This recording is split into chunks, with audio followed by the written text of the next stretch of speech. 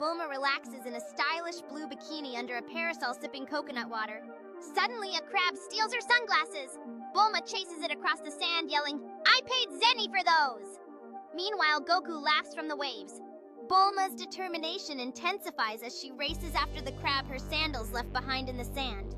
Goku, amused by the spectacle, watches with laughter and shouts encouragement, making the chase an unforgettable moment. Just as the crab disappears into its sandy hideout, Bulma drops to her knees and reaches toward it, frustration painting her features.